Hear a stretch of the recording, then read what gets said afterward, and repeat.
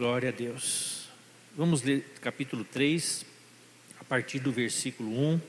Nós vamos ler até o versículo 17. Uma vez que vocês ressuscitaram para uma nova vida com Cristo, mantenham os olhos fixos nas realidades do alto, onde Cristo está sentado no lugar de honra à direita de Deus. Pensem nas coisas do alto e não nas coisas da terra, pois vocês morreram para esta vida e agora sua verdadeira vida está escondida com Cristo em Deus. E quando Cristo, que é sua vida, for revelado ao mundo inteiro, vocês participarão da sua glória. Portanto, façam morrer as coisas pecaminosas e terrenas que estão dentro de vocês. Fiquem longe da imoralidade sexual, da impureza, da paixão sensual, dos desejos maus e da ganância, que é a idolatria. É por causa desses pecados que vem a ira de Deus. Vocês costumavam praticá-los quando sua vida ainda fazia parte deste mundo, mas agora é o momento de se livrarem da ira, da raiva, da maldade, da maledicência e da linguagem obscena. Não mintam uns aos outros, pois vocês se despiram da sua antiga natureza e de todas as suas práticas perversas. Revistam-se da nova natureza e sejam renovados à medida que aprendem a conhecer seu Criador e se tornam semelhantes a Ele. Nessa nova vida não importa se você é judeu ou gentil, se é circuncidado ou incircuncidado, se é inculto ou incivilizado, se é escravo ou livre. Cristo é tudo o que importa e Ele vive em todos. Visto que Deus os escolheu para ser seu povo santo e amado, revistam-se de compaixão, bondade, humildade, mansidão e paciência. Sejam compreensivos uns com os outros e perdoem quem os ofender. Lembre-se de que o Senhor os perdoou, de modo que vocês também devem perdoar. Acima de tudo, revistam-se do amor que une todos nós em perfeita harmonia.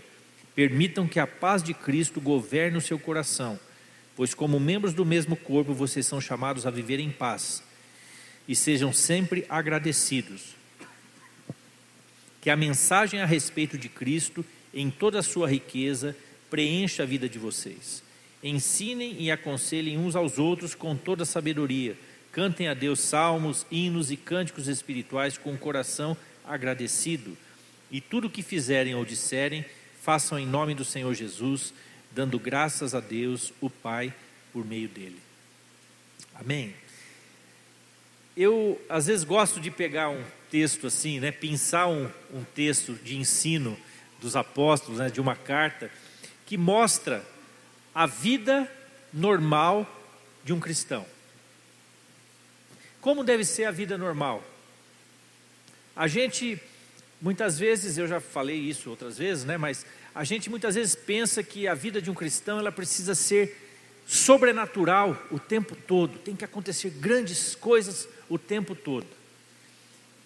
E acho que já deu para perceber que no dia a dia não é assim que funciona. Nós somos pessoas sobrenaturais, nós temos o sobrenatural de Deus na nossa vida, isso é certo, Se a gente abrisse aqui, eu creio que todos teriam muitos testemunhos para dar de coisas realmente sobrenaturais que Deus fez, que era impossível ser realizado, não era mera coincidência, foram coisas que Deus permitiu que acontecessem e fez que você percebesse que era Ele fazendo. Coisas realmente incríveis, coisas realmente que fora da caixinha, que era impossível de acontecer e Deus permitiu que acontecesse. Então nós somos pessoas do sobrenatural. Deus é sobrenatural. Jesus é sobrenatural. O Espírito Santo é algo sobrenatural, é uma pessoa, mas é sobrenatural. Então, a vida do Espírito faz parte do nosso dia a dia. Mas grandes coisas, grandes milagres, não acontecem todo dia. Mas nós temos todos os dias pequenas situações, pequenas pérolas, pequenas coisas que Deus permite que aconteçam, ou nos fala, ou nos faz fazer, ou nos direciona a fazer, que são sinais dele na nossa vida diária. E nós temos que aprender a valorizar essas pequenas coisas que acontecem todos os dias na nossa vida.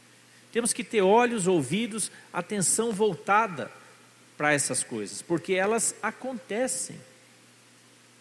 São pequenas coisas, mas nem por isso deixam de ter valor. Muito pelo contrário. Joias muito valiosas normalmente são pequenas, né?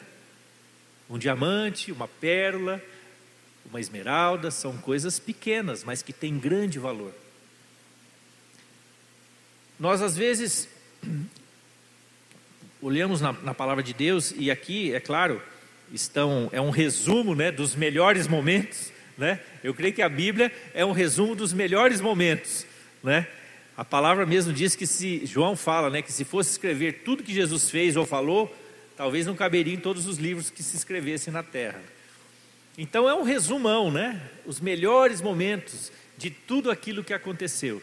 Mas você vai vendo ao longo da história que há alguns momentos em que parece que se condensam, né? Se concentram aqueles grandes sinais, grandes milagres, grandes coisas. E outros momentos parece que aquilo assim não ocorre sempre. Por exemplo, na época de Moisés, foi um tempo de grandes sinais. Grandes sinais. Na época de Elias, na época de Jesus, na época dos apóstolos. Então você tem alguns momentos marcantes, mas tem períodos que parece que as coisas não acontecem com esse volume. Por exemplo, entre o último livro ali do Antigo Testamento, Malaquias, e o início do Novo Testamento, 400 anos que Deus não falava com o povo, que não tinha instrução nova, até a chegada de João Batista. João Batista é um ministério que faz a transição do Antigo Testamento para o Novo Testamento, da antiga aliança para a nova aliança. Ele é um homem que ajuda, né, a preparar o caminho para o Messias, a preparar o caminho para Jesus. Ele faz a transição de uma aliança para outra, mas fazia 400 anos que não acontecia nada assim de grande significância, tanto que não há registro. Mas com certeza aconteceram milagres, com certeza tinha gente com fé, com certeza tinha gente que buscava Deus, com certeza tinha gente que orava e clamava ao Senhor, e Deus nunca deixou de falar com essas pessoas. Se você vê a história da igreja, né, a igreja primitiva, como ela começou tremendo, né, tremenda, mover tremendo, abalando o mundo, abalando as cidades, o Espírito Santo vindo e realmente governando a igreja. Que diferença faz isso, meus irmãos, quando de fato o Espírito Santo governa a igreja? Porque muitas vezes nós falamos que o Espírito Santo governa, mas a gente não deixa ele governar muito, não. A gente fala que o Espírito Santo governa a nossa vida, mas muitas vezes a gente não deixa ele governar como ele gostaria. O resultado está aí. Nós vemos hoje uma igreja tão dividida e que traz tanta vergonha, muitas vezes, para nós. Não é normal essa divisão. E podem ter certeza, a igreja só vai ser respeitada quando ela mostrar santidade e unidade. Se não tiver isso, meus irmãos, ela não terá o respeito da sociedade. Ela sempre vai ser procurada pelas autoridades para se tornar massa de manobra para os interesses de A, B ou C, mas não terá o respeito, porque ela não tem unidade, ela não fala a mesma língua, não tem santidade. Veja os escândalos que são sucessivos, um após outro. É com tristeza que eu falo isso, sabe? Mas quando nós temos um espírito profético aguçado, e eu creio que Deus me deu esse espírito profético, uma unção profética nesse sentido, porque alguém que tem uma unção profética, né, nesse sentido, ele é crítico em relação à igreja. Entenda bem o que eu estou dizendo. Crítico em relação as coisas erradas da igreja. Meu irmão, eu amo a igreja.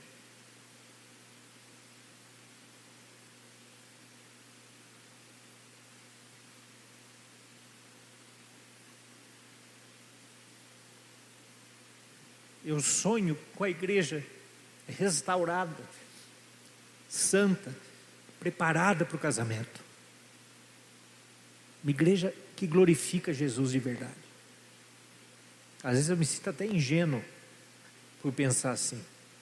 Mas é essa igreja que eu tenho, pela qual, né, claro, me converti por Jesus, mas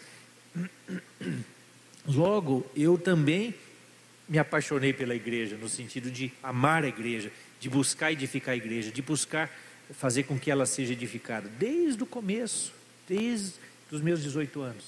Eu tenho vivido para isso. Nunca perdi isso de vista, nunca tirei isso do meu foco. Tive minha vida profissional, tudo, mas o meu foco sempre esteve nas coisas que são do alto. Desde que eu me converti, o meu foco mudou. Saiu da terra e foi para o céu. Foi para as coisas de Deus, sabendo que as coisas do céu virão para a terra. Amém? Mas não são as coisas do céu que vão para a terra, as coisas do céu que virão para a terra. Não são as coisas da terra que vão para o céu, né? São as coisas do céu que precisam invadir a terra. A vontade de Deus já é feita no céu, ela precisa ser feita na terra. E a igreja precisa perceber isso. Entenda, quando eu falo igreja, mas não estou falando da nossa igreja local, né? Só. Estou falando da igreja de Jesus na face da terra. Eu me entristeço e eu fico às vezes bravo quando eu vejo escândalos, quando eu vejo heresias, quando eu vejo líderes que enganam, quando eu vejo divisão e divisão e divisão, e a gente achando que isso é normal. E as pessoas não se escutam, os líderes não se escutam. Não, sabe, eu fico procurando, cadê essa humildade? Né? Cadê? Compaixão, bondade, humildade, mansidão, paciência, sendo compreensivos uns com os outros. A maioria esmagadora das divisões da igreja não são causadas por problemas doutrinários. As pessoas muitas vezes colocam isso como motivo para divisão, mas a grande maioria das divisões são causadas por vaidade humana, por disputa de poder, por coisas terrenas e não de Deus. Então a igreja, para ela ser respeitada, meus irmãos, ela precisa mostrar algo que esse mundo não tem. Esse mundo não tem unidade. Mas como que a igreja pode chegar para esse mundo e falar: vocês não têm unidade, por isso o país está desse jeito, por isso as nações estão desse jeito? A igreja não tem unidade. Como é que ela pode cobrar isso de outros? Vocês não têm santidade. Mas que padrão moral a igreja tem para cobrar santidade dos de fora? Sexta-feira tivemos a cassação de uma deputada, quarta-feira a cassação, sexta-feira a prisão. Meus irmãos, o mundo julgando a igreja. O mundo julgando a igreja. E a pessoa foi presa com uma Bíblia no braço.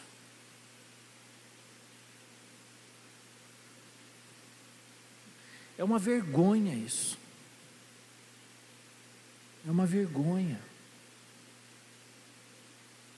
Tem igrejas hoje, meus irmãos, que no estatuto dela, no estatuto da igreja, é permitido separar e casar os pastores e continuar exercendo função. É proibido qualquer pastor perder a sua função por separação.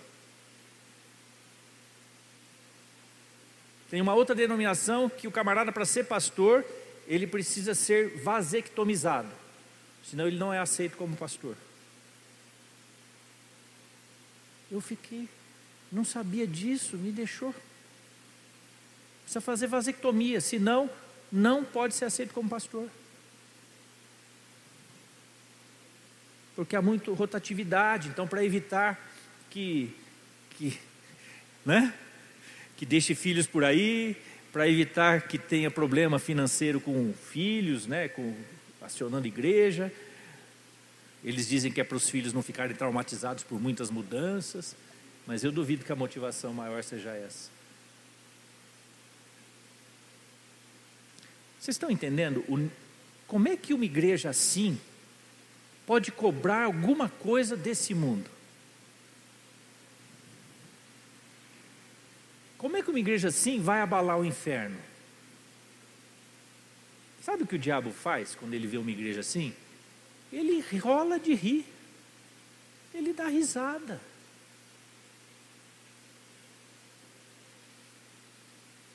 A igreja começou muito bem, começou até o ano 100, quando o apóstolo João ainda era vivo, foi o último a falecer, e ele, segundo a tradição, né, a história, foi o único que não morreu martirizado, mas morreu de morte natural, de todos os apóstolos. A igreja estava num patamar de santidade, de comunhão com Deus, de unidade, de presença de Deus, governada por Deus, como nunca. E a partir daí foi havendo gradualmente uma decadência da unção, da doutrina, da santidade. E ela passou gradualmente de perseguida a ser aceita pelas autoridades e pelo Império Romano, até ela ser religião oficial do Império Romano, com Constantino, que se converteu. Eu não sei bem qual foi o nível de conversão que ele teve. A partir daí, a igreja que era perseguida passou a ser uma igreja que dominava o pedaço. E logo depois de alguns séculos, de perseguida ela passou a ser perseguidora. Aonde a base bíblica para isso? O fanatismo religioso, meus irmãos, é uma das piores pragas da humanidade. Não foi isso que Jesus pregou. Veja lá no Afeganistão, Estados Unidos estão tirando as tropas, a Grã-Bretanha, e o que está acontecendo? O Talibã está retomando todas as cidades do país. E eles estão agora, quem não abandonar os costumes ocidentais, vai ser morto. Isso é fanatismo religioso. Mas a gente fala, mas que pessoas ignorantes, que barbaridade, que religião é essa? Mas vai pesquisar a história e ver como eles torturavam as pessoas no Tribunal da Inquisição, faziam se converter na marra. Judeus foram perseguidos, tinham que mudar de nome. Muitos Pereira, Oliveira, Silveira tiveram que mudar de nome. São todos, né? Eles tinham que mudar. Então eles pegavam nomes das árvores, de fruta, de macieira. Só não tinha jabuticabeira porque não tinha jabuticaba na Europa. Senão tinha alguns com sobrenome jabuticabeira também. Os judeus foram perseguidos, tinham que se converter, entre aspas. E muitos se convertiam para não morrer, mas continuavam praticando as suas práticas judaicas escondido. E muitos que não tinham, ou não criam, não criam da maneira que a igreja da época queria, ou tinham práticas realmente heréticas e tudo mais, mas isso não dá direito de queimar alguém na fogueira. Porque depois que a pessoa era torturada, era inquirida, e se ela não negasse a sua heresia, ela ia ser queimada na fogueira. Mas aonde tem base bíblica? Quando que Jesus ministrou isso? Quando que os apóstolos ministraram alguma coisa assim? E como que a igreja chegou numa coisa absurda dessa?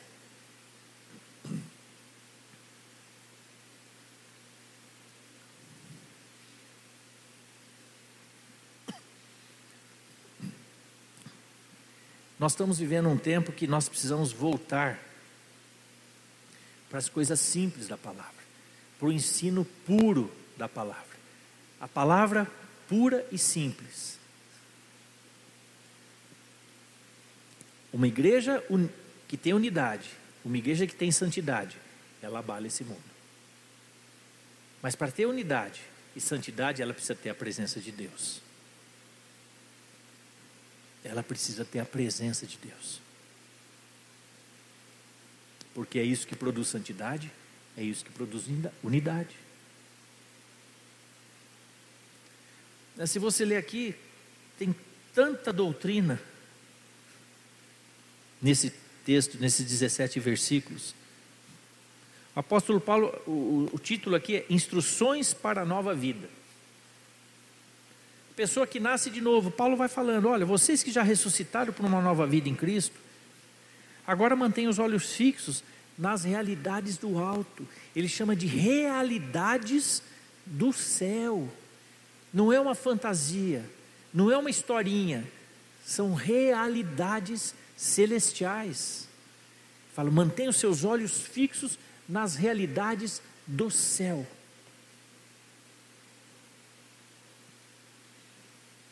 Porque Cristo está lá.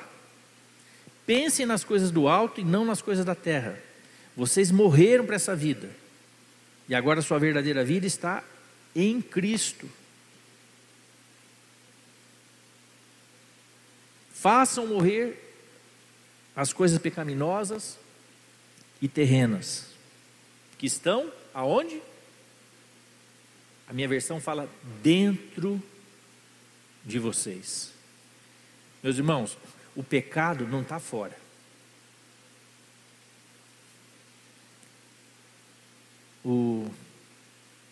As coisas desse mundo, elas são desse mundo, mas o que nos atrai a elas é o que está dentro de nós.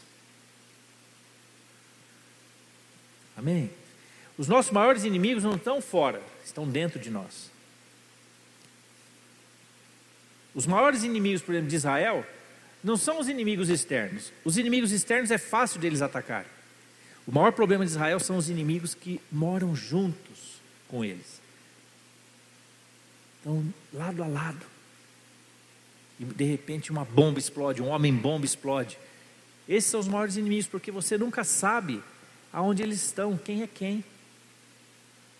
Agora, nós sabemos quem são os nossos inimigos externos, né? Satanás, os demônios. Mas nós temos inimigos dentro de nós. A atração pelo pecado, a atração pelas coisas desse mundo, estão aqui dentro. E são essas coisas que nós temos que aprender a ficar longe, a morrer para essas coisas. Morrer, o que é morrer? Alguém que morreu não tem mais vontade, não deixa mais a vontade reinar, está morto para essa coisa, não quer mais, não toca mais, ainda que queira, né? Fala, não quero, não vou, isso vai me provocar morte, isso vai me afastar da presença de Deus, isso vai roubar a presença de Deus. A gente pensa que não, meus irmãos, mas são pequenas raposinhas que vão minando a nossa fé, vão roubando a nossa santidade. Santidade, né? O que é santidade? A palavra santidade significa separação. É você se separar para Deus, para o reino de Deus, para as coisas de Deus, para as coisas celestiais. Separar, agora você pensa, mas pastor, eu vou me separar como? Eu vou morar num mosteiro, eu vou virar monge, eu vou virar... Não, separar na tua vida diária. O tipo de palavra, de conversa, todas as suas atitudes, toda a sua maneira de viver, o tipo de conversa, a forma de negociar, falar a verdade, não é? O tipo de piada que você conta, tudo isso faz parte, meus irmãos. O exemplo que você dá com a sua vida, com a sua casa, com a sua família, tudo isso faz parte de uma nova vida.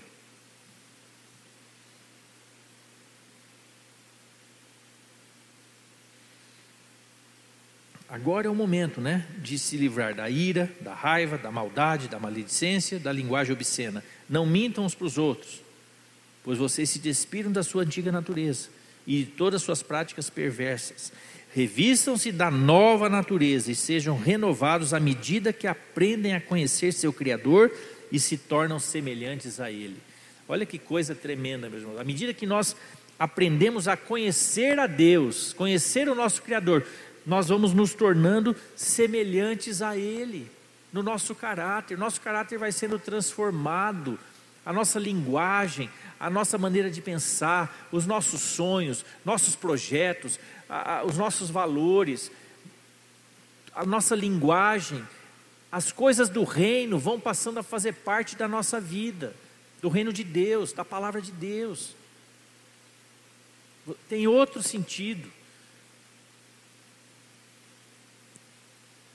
Entenda bem, linguagem, não estou falando jargão evangélico, não é isso.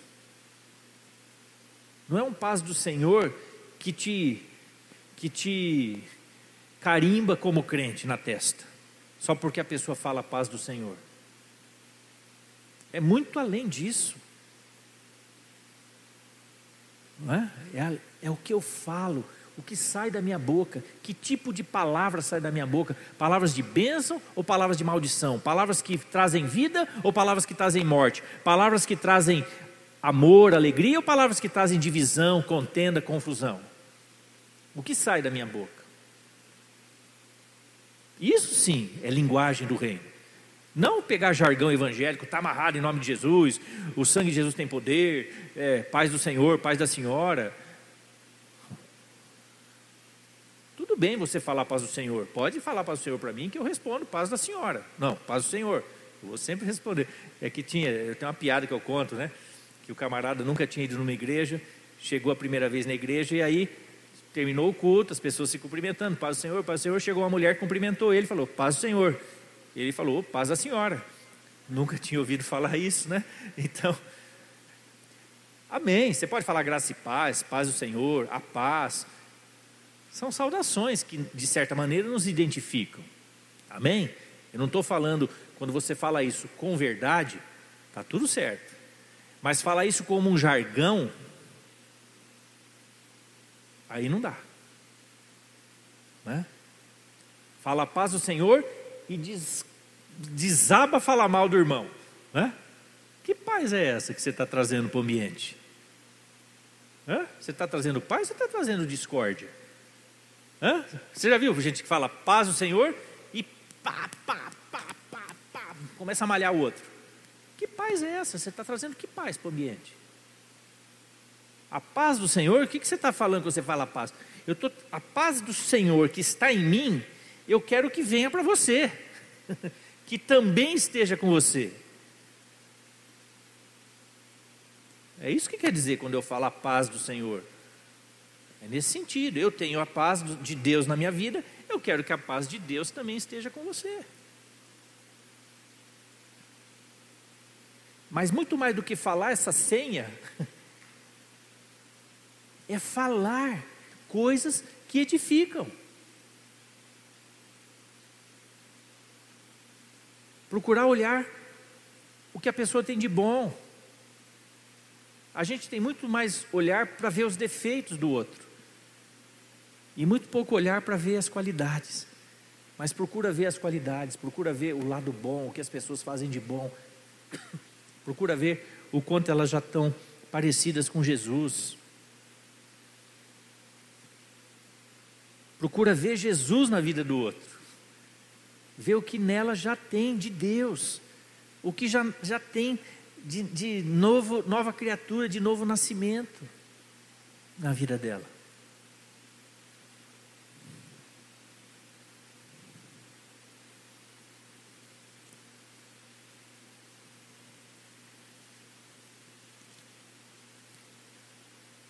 Aqui ainda fala, visto que Deus os escolheu para ser seu povo santo e amado. Imagina, Deus nos escolheu para sermos seu povo separado para Ele e amado por Ele. Aí ele fala o seguinte, revistam-se de compaixão, bondade, humildade, mansidão e paciência.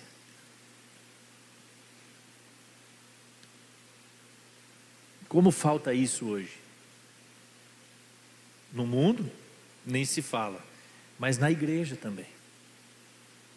Como falta compaixão para a igreja, como falta bondade para a igreja, como falta humildade para a igreja, como falta mansidão para a igreja, como falta paciência para a igreja.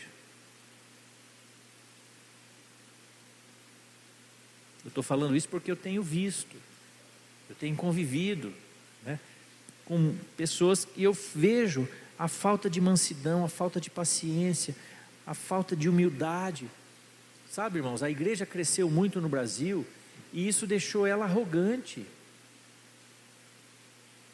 A igreja está se achando a última bolacha do pacote. Ela está se achando. Porque ela está sendo cortejada pelos políticos. Por vários políticos, de várias tendências. Porque nós somos um povo numeroso.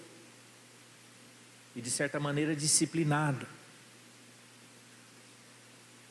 Então, um povo organizado, né? Há um interesse, como nunca houve. O mundo político despertou para o tamanho da igreja no Brasil. E eu tenho visto a igreja ficar deslumbrada com isso, se achando.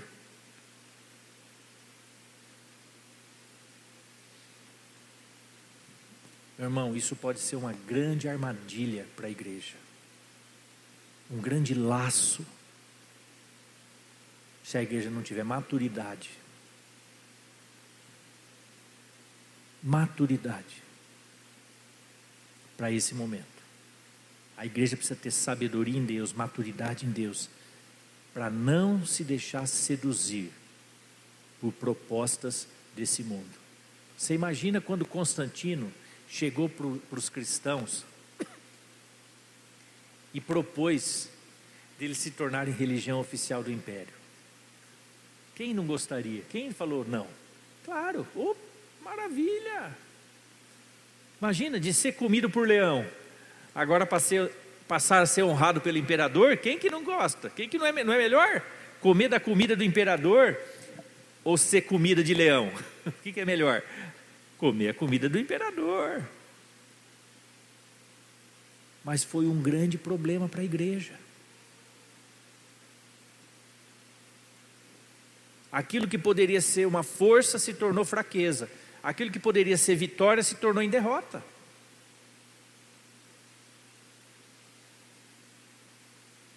Porque logo, séculos depois, começou a ter divisão. A primeira divisão foi entre gentios e judeus, né? A igreja gentílica e a igreja judaica, a igreja dos judeus.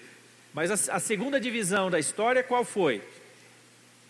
Entre a igreja católica romana e a igreja ortodoxa de Constantinopla, cujo nome Constantinopla é em homenagem ao Constantino, por volta do ano 1000.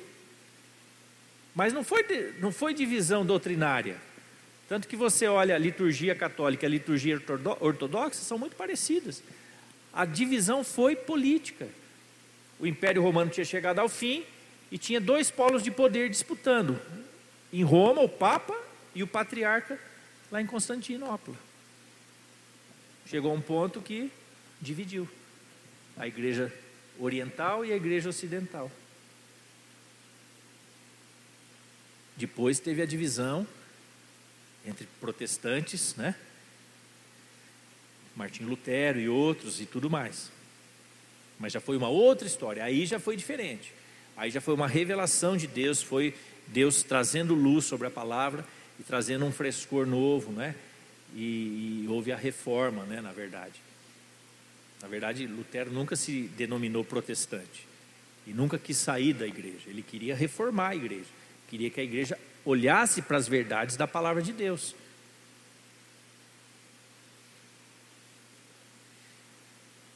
Mas todo esse problema, né, muitos desses problemas aconteceram por disputas políticas. Na Segunda Guerra Mundial, imagina, no país onde foi na Alemanha, um dos países que onde aconteceu a Reforma Protestante, também surgiu o nazismo. E grande parte da igreja, meus irmãos, ficou quieta. Ficou calada, não falou nada quando começaram a perseguir os judeus, matar judeus e dispersar. Eles ficaram quietos.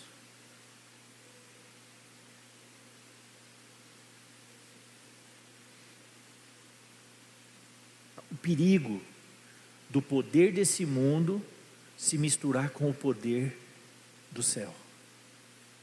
Nós somos cidadãos de outro reino. Nosso reino é dos céus, nosso reino é do alto, as nossas ordens vêm do alto, nossos olhos têm que estar fixos lá. É de lá que vem a salvação, é de lá que vem a esperança, é de lá que vem a palavra, é de lá que vem a direção, é de lá que realmente se transforma as coisas aqui na terra, meus irmãos. As coisas na terra se transformam a partir do céu. As pessoas são transformadas pela palavra de Deus e pelo Espírito Santo. Elas precisam se converter. Não adianta a gente ir derrubar um ídolo de pedra. Você pode ir lá, derruba um ídolo de pedra. Não adianta se o ídolo estiver dentro do coração das pessoas. Sabe quando um ídolo cai? Quando as pessoas deixam de adorá-lo. Aí ele cai no esquecimento, vira ferrugem, vira poeira. Você está entendendo? Eu lembro quando eu me converti, né? E minha mãe nunca foi de ter muitas imagens, essas coisas, mas tinha lá uma imagenzinha ou outra que ela guardava na gaveta, e eu falei, não, preciso quebrar essas coisas, né? E fui lá, catei uns santinhos que ela tinha lá, coisinha pequena, uma santinha que ela guardava, fui lá e quebrei sem falar nada para ela. Nossa, como ela ficou triste com aquilo. Porque era dela, ela não acendia vela para aquilo, ela não adorava aquilo, nada, mas era dela. Eu não tinha o direito de fazer isso. Você está entendendo? Aquilo precisa ser desligado nela. Eu não podia fazer isso por ela. Quando o comunismo caiu lá no leste europeu, vocês lembram daquelas imagens derrubando as estátuas de Lenin, derrubando as estátuas de Stalin, derrubando as estátuas de não sei o quê? Por que derrubaram? Porque aquela doutrina caiu por terra. Não tinha mais valor, não tinha mais sentido para eles. Saddam Hussein, quando foi deposto lá, a estátua dele sendo derrubada, o pessoal cortando a cabeça da estátua. Um ídolo perde valor quando as pessoas deixam de adorá-lo, porque descobrem o verdadeiro, aquele que realmente precisa ser adorado e deve ser adorado, que é o Criador de todas as coisas, o nosso Deus.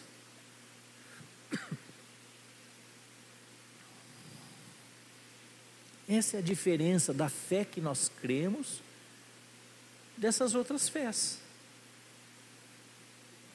Jesus falou, não é por força, nem por violência, mas pelo meu Espírito.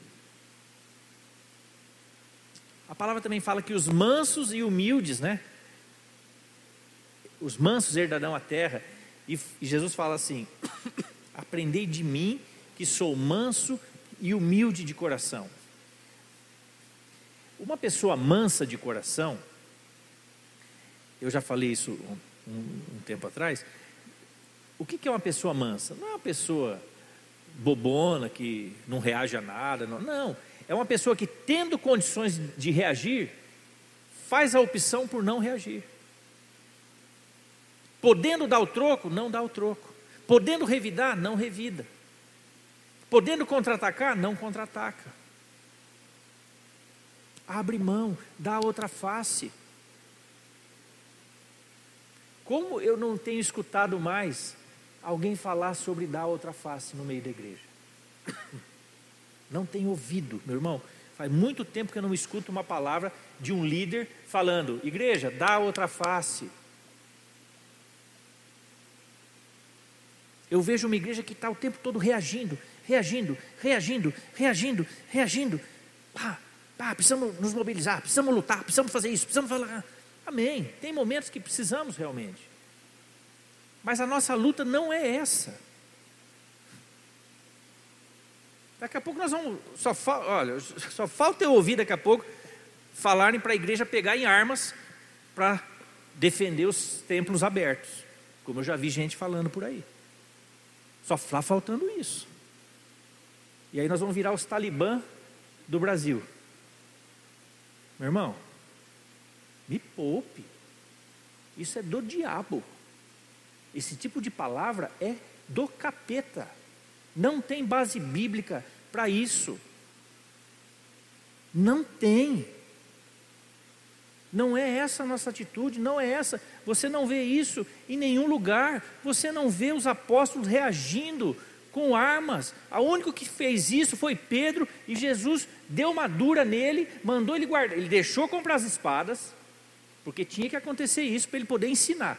Mas ele falou: guarda a espada na bainha, mete a espada na bainha, porque quem com a espada fere vai ser ferido com a espada. Ele falou: se eu quisesse, eu clamava ao meu pai, ele mandava não sei quantos mil anjos para me salvar. E ele pegou a orelha do camarada, deu uma soprada lá, né? Imagina Jesus pegando a orelha, deu uma soprada, limpou, né? Porque como é que ia colar a orelha com terra, tudo? E pá! Diz que ele curou a orelha do soldado. No meio daquela confusão, meus irmãos, Jesus para tudo, que eu preciso curar a orelha, porque Pedro fez uma bobagem. Imagina se ele tivesse com um fuzil. Um AR-15. O trabalho que Jesus ia ter, né? Quantos ia ter que ressuscitar ali? Você está entendendo, meu irmão? A loucura, a insanidade, aonde pode nos levar? Nós temos que voltar para a palavra de Deus. A palavra de Deus é o nosso prumo. O Espírito Santo é que nos direciona. É claro que tem profissões que precisa ter arma, né? Policial, Polícia Federal, Polícia Civil, guarda, seguranças. Tudo bem, faz parte é uma ferramenta do trabalho. Exército, Forças Armadas, tudo bem. Mas a igreja não é para andar armada, né? Eu estou falando isso porque eu tenho visto coisas assim na internet.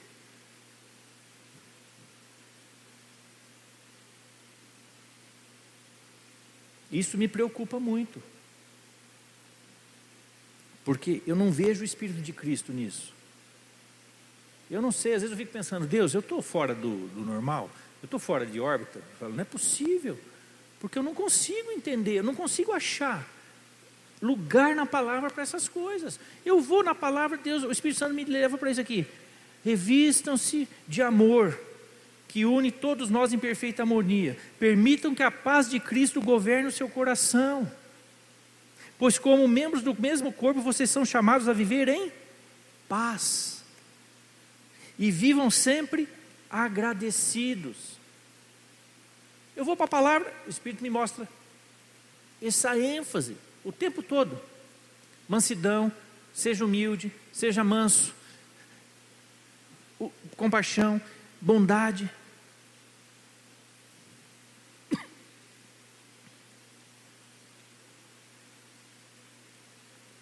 Outro dia teve uma polêmica, né? Tem um trabalho na Cracolândia, né? Tem muitas igrejas evangélicas que trabalham na Cracolândia, levando alimento para as pessoas ali, os usuários de droga, cobertor, comida. E tem um padre que faz isso, né? O padre Júlio Lancelotti e tal. E teve uma polêmica esses dias com uma deputada, com ele. A deputada criticou, porque disse que ele levando comida lá, ele está alimentando o vício daquelas pessoas, né? Porque fazem com que elas permaneçam ali. Mas é o tal negócio, meus irmãos. Aí eu vi uma entrevista dele, ele falou: se eu não fizer isso, né? Quando eu vou lá, é uma tentativa de me aproximar daquelas pessoas, de ver a dor deles. Tem muita gente que está ali porque tem prazer naquilo? Tem. Mas tem muita gente que está ali porque não suportou mais esse mundo. E não achou outra saída a não ser enveredar por isso. E depois que cai num laço desse, das drogas, é muito difícil sair sozinho. E é interessante, ele citou várias vezes a Cristolândia, a Bola de Neve, várias igrejas evangélicas que fazem o trabalho junto. Ele não trouxe a glória para ele. Aí essa deputada falou que ele queria aparecer, que ele era midiático. Aí ele falou assim: eu acho que tem muitas maneiras menos dolorosas de aparecer do que se sair de madrugada, num frio desse, eu com 73 anos, levando sopa, levando cobertor para essas pessoas. E eu não chamo a imprensa para ir me fotografar. Como eu creio que as igrejas que fazem isso também não fazem isso para aparecer. Ele falou: se não fizesse essas entidades, ele falou, tem muito, boa parte delas são cristãs, mas tem também entidades que não são cristãs. Ele falou: mas se não tivesse esse trabalho lá, teria 4 Cracolândias, 5 Cracolândias. O número de usuários, de morador de rua também, né? Estima-se hoje 30 mil moradores de rua em São Paulo. É quase uma Adamantina, né? Morando nas ruas. Eu tive, a última vez que a gente esteve lá, nós ficamos até assustados, né? Porque a gente ficou ali na Liberdade. Eu nunca vi tanta gente morando na rua. Fazia assim muito tempo que eu não via isso. E sabe, meus irmãos, isso, 30 mil pessoas para uma igreja do tamanho da brasileira, eu acho que dava para resolver, né? 60 milhões de crentes. Será que não dá para cuidar de 30 mil? Isso estou falando da igreja evangélica, né? Só, fora a igreja católica, né? Mas sabe, aí é fácil criticar o padre, é fácil criticar o irmão que está lá, né? Cuidando, é fácil. Para quem não está indo lá. Para quem não está levando a sopa, para quem não está levando o cobertor. O camarada está quentinho na sua casa, está debaixo da sua coberta. Sabe, irmãos, eu acho que se a gente quer abalar esse mundo, nós temos que ter mais santidade, mais unidade como igreja. Orar para o Senhor fazer isso, para o Senhor produzir isso. Eu não sei como que Ele vai fazer, não tenho a mínima ideia. Isso é uma tarefa para Ele, só Ele pode resolver isso, só Ele pode produzir essa unidade, só Ele pode trazer quebrantamento para a liderança da igreja. Mas é possível. E é necessário. Porque se a igreja não for assim, Jesus falou que o mundo vai crer pelo amor que Ele visse entre nós. Para a gente, né, como é que Ele fala? Para nós nos amarmos, né, uns aos outros, para que o mundo creia. O mundo precisa olhar para nós, meus irmãos, e ver algo maior do que o Rotary faz, do que o Lions faz, do que... Você está entendendo o que eu quero dizer? Nós temos que... A nossa justiça tem que ir além do que esse mundo produz. A verdade nossa, ela é transformadora de verdade. Nós temos a palavra, nós temos a verdade, mas essa verdade não é para enfiar goela abaixo de ninguém, é para ser demonstrada com amor, compaixão, misericórdia, mansidão, humildade. Jesus falou: aprendam de mim que sou manso e humilde de coração. Aprendam de mim que sou manso e humilde. Imagina, Jesus precisava ser humilde? Jesus precisava ser manso? Jesus podia fazer o que Ele quisesse. Quando o diabo veio tentar Ele no deserto ali, se Ele não tivesse afim, o diabo já tinha perdido na primeira, meu irmão. Imagina, o que o diabo podia fazer contra o próprio Deus? Mas Jesus não tomou o poder de Deus que Ele tinha. Ele enfrentou o diabo como homem e com a palavra de Deus. Isso é mansidão. Podendo revidar, não revidou. Podendo fazer, não fez. Podendo usar as armas que ele tinha como Deus, não usou. Tem uma nobreza nisso, meus irmãos, que só quem é rei pode usar. Não é? Tem uma nobreza, tem uma elegância, né? Tem uma que coisa, como Jesus é fera, né? É tremendo. que elegância, que nobreza, ele podendo usar todos esses recursos, ele não usou, podendo, não usurpou ser igual a Deus, era como Deus, mas não usurpou, porque naquele momento ele não podia fazer. Imagina, Jesus e o Pai são um, mas ele não usurpou tomar o lugar. Pelo contrário, ele glorificou o Pai o tempo todo. Ele ouvia do Pai e fazia. Ele só fazia aquilo que ele ouvia. Tem uma nobreza, tem uma presença, tem um entendimento que a gente às vezes não tem por falta de maturidade, a igreja não tem por falta de saber quem ela é. Sabe, meus irmãos, quem sabe quem é não precisa ficar mostrando que é. Vocês já viram pessoas que são ricas, né? Fala assim, ricas de gerações, né? Ou que sabem lidar com dinheiro. Normalmente são pessoas muito simples. Quando você vê uma pessoa que ficou rica muito de repente, essa pessoa é dura de engolir. Se torna arrogante, pedante, metida. Vocês já viram gente assim?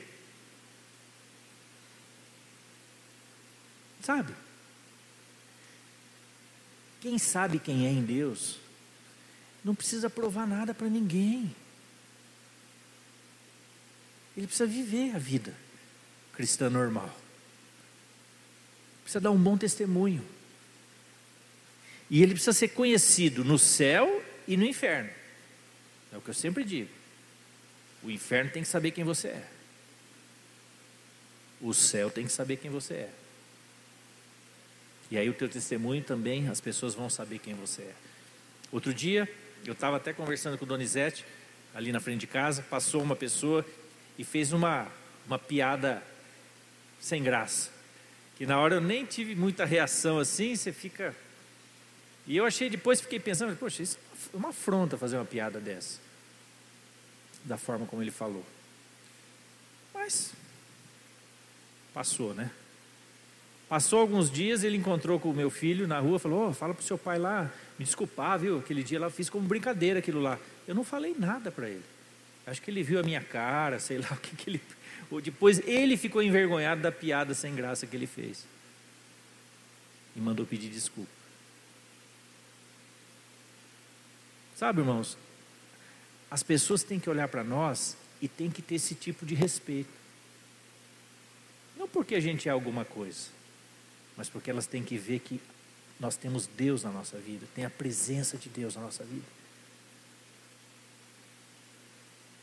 Quantas vezes você está numa rodinha, alguém vai contar uma piada suja, não escuta não, perdoa aí, eu vou, né? Porque sabe que você é cristão, não porque a gente é moralista, porque a gente... Mas eles têm que entender que nós temos um outro padrão, sim. Nós temos uma outra postura, sim, com as coisas. Eu não censurei a pessoa na hora, não falei nada, até fiquei sem ação, assim. Eu só falei, infelizmente. Eu lembro que eu só falei isso. Aí depois até comentei com o Dona Zé, falei, sem graça, né, piada. Mas ele se tocou. Eu creio que Deus incomodou a consciência dele. Uma coisa boba. Da mesma forma, a gente tem que ser conhecido das pessoas, mas temos que ser conhecido no céu e no inferno. E quando você sabe quem você é em Deus, você não precisa ficar provando nada para ninguém. No sentido assim, como é que se diz? Você não precisa ficar falando que você é aquilo. Seja, haja. Não adianta você falar que você é cristão. Seja cristão, haja como cristão. E as pessoas vão te perguntar se você é, pelas suas atitudes. Você vai ter o respeito das pessoas, porque você tem demonstrado a tua fé através da vida diária, da prática diária. Quantas vezes você vê pessoas falando de Cristo e são uma decepção, envergonham o Evangelho. Acabamos de citar o caso da deputada lá. Que vergonha que isso trouxe, meus irmãos. Vergonha alheia. Que triste. São 50 e tantas crianças e filhos com a vida destruída. Vocês acham que essas crianças, como é que elas vão se relacionar com Deus? A partir do que elas viram acontecer naquela casa. Destruiu por atacado. E a igreja dessa mulher? Que tipo de evangelho está sendo pregado num lugar assim? Que tipo de evangelho está sendo vivido num lugar assim? Você está entendendo a seriedade do nosso evangelho? A seriedade do nosso testemunho? E uma pessoa chegou a ser deputada federal, podendo dar um testemunho maravilhoso, tinha as ferramentas na mão, tinha os instrumentos na mão, para fazer o bem, para fazer leis justas, para batalhar pela justiça. Aí os cristãos falam que não tem oportunidades. Quando tem oportunidade, fazem esse tipo de serviço, de desserviço, que envergonha todo mundo, porque aí eles botam todo mundo no mesmo saco.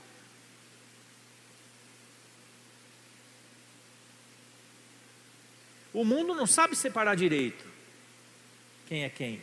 Se nós não sabemos separar direito o joio do trigo, você imagina se o mundo vai saber fazer essa separação.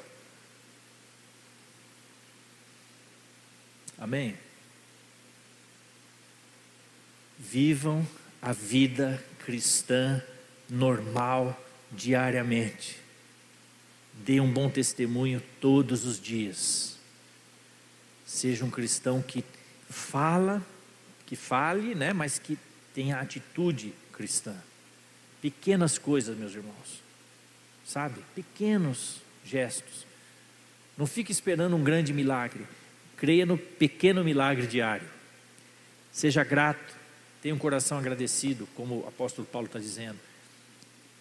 E escute o Espírito Santo para você fazer o bem, para você abençoar, para você ministrar. Pequenas atitudes fazem muita diferença nesse mundo, sabe? Levar um pão para o teu vizinho, levar um café, né? Conversar com alguém, uma palavra de ânimo, uma oração, sabe? A gente pode abençoar as pessoas de tantas maneiras, simples, pequenas. Amém? Vamos orar?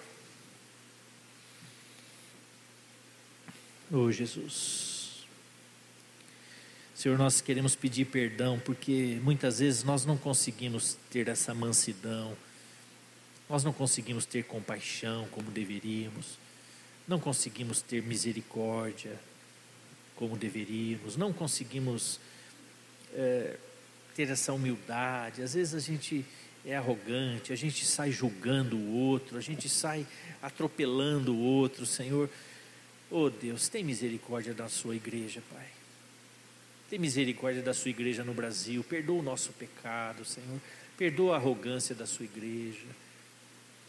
Oh meu Deus, perdoa a tolice da sua igreja, a infantilidade, Pai. Leva a tua igreja à maturidade, a realmente ter maturidade para até ter diferenças, mas saber dialogar nessas diferenças e manter o mesmo espírito, a mesma fé, até que todos tenhamos a mesma visão. Oh Senhor, tem misericórdia de nós, Pai. Tem misericórdia de mim. Que o teu sangue precioso nos perdoe dos nossos pecados e abra nossa mente, nossa visão, nosso coração para fazermos o que precisa ser feito nesses dias sobre a terra, sobre a nossa nação, nas nossas cidades, na nossa região, Pai. Em nome de Jesus, cada um de nós tem uma responsabilidade, porque é cidadão do seu reino, é embaixador do seu reino, está representando o Senhor aqui na terra. Nós não somos perfeitos, mas o teu Espírito e a tua palavra nos capacitam a demonstrarmos o teu amor, Pai. Edifica as nossas vidas e nos faz mais parecidos com o Senhor, à medida que nós te conhecemos. Essa é a minha oração, Pai. Abençoa a tua igreja local, abençoa cada irmão que está aqui, abençoa cada um que está em casa assistindo, aqueles que ainda vão assistir, fortalece, abençoa, em nome do Senhor Jesus. Amém. Amém.